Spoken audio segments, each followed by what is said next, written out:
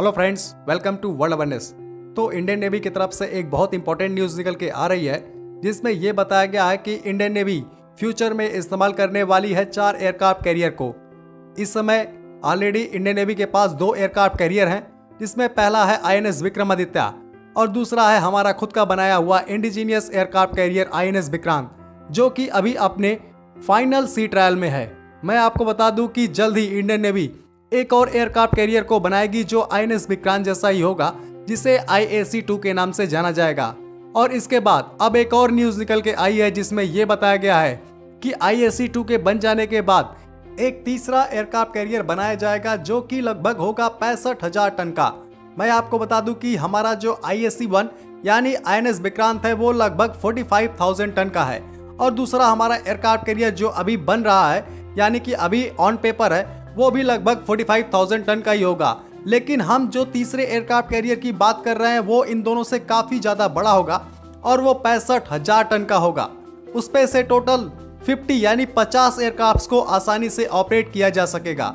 अब मैं आपको बता दूं कि आखिर ऐसा क्यों किया जा रहा है, इंडियन नेवी 4 एयरक्राफ्ट कैरियर क्यों लेना चाहती है। तो मैं आपको बता दूं कि जो हमारा पहला एयरक्राफ्ट कैरियर है जिसे हमने रसिया से लिया है उसका नाम है INS विक्रमादित्य। INS विक्रमादित्य को 1987 में बनाया गया था रूस के द्वारा। उसके बाद इंडिया ने इसे परचेस कर लिया और इंडियन नेवी में इसे 2013 में शामिल कर लिया गया था। कुल मिला के देखें तो ये काफ़ी पुराना एयरक्राफ्ट कैरियर हो गया है, काफ़ी दिनों से इसे इस्तेमाल भी किया जा रहा है। तो अब फ्यूचर में INS विक्रमादित्य 15 से लेके 20 सालों तक ही इस्तेमाल किया जा सकेगा और इसके बाद हमें इसे रिटायर कर देना होगा। और इंडिया को तब जरूरत होगी 3 एयरक्राफ्ट कैरियर की, एक वेस्टर्न फ्रंट के लिए, दूसरा ईस्टर्न फ्रंट के लिए और एक रिजर्व में रखने के लिए। इसलिए हमें जल्द से जल्द अपना खुद का 3 एयरक्राफ्ट कैरियर बनाना होगा, ताकि हम फ्यूचर में INS विक्रमादित्य को अपने इंडिजीनियस एयरक्राफ्ट कैरियर से रिप्लेस कर सकें। हम आपको बता दें, ये जो INS विक्रमादित्य है इसे और 15 से 20 सालों तक हम इस्तेमाल कर सकते हैं। तो कुल मिला के देखें तो इसे हम लगभग 2040 तक इस्तेमाल कर पाएंगे। वहीं पे एक एयरक्राफ्ट कैरियर को बनाने में अब हमें 5 से 7 सालों का वक्त लगेगा, जैसा कि कोचिन शिपयार्ड लिमिटेड के द्वारा ये कहा गया है, जिसने INS विक्रांत को बनाया है। लेकिन ऐसे हमें 2 एयरक्राफ्ट कैरियर बनाने हैं। एयरक्राफ्ट कैरियर को 5 से 7 साल में ये बना सकते हैं और उसके 2 से 3 सालों के बाद इसे इंडियन नेवी में शामिल कर सकते हैं।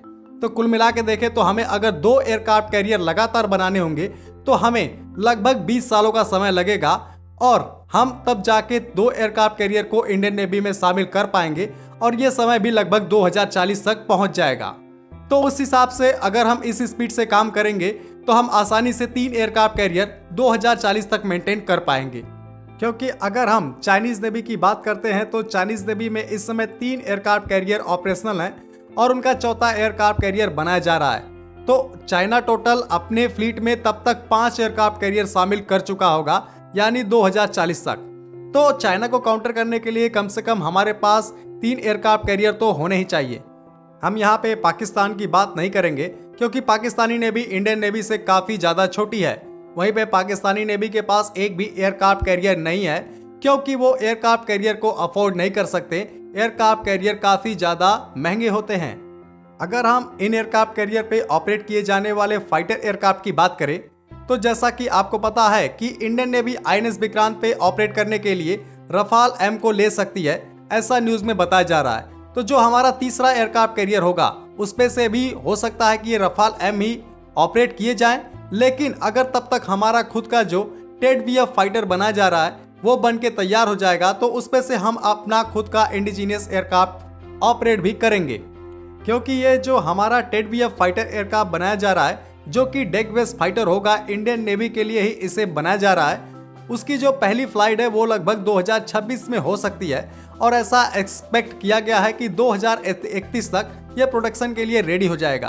तो अगर ये 2031 से 32 तक प्रोडक्शन के लिए रेडी हो जाता है तो 3rd एयरक्राफ्ट कैरियर से इसी एयरक्राफ्ट को ऑपरेट किया जाएगा। तो आज की वीडियो को मैं यहीं ख़त्म करता हूँ। अगर आपको वीडियो अच्छा लगा है तो लाइक ज़रूर करें और चैनल को सब्सक्राइब कर लें। जय हिंद।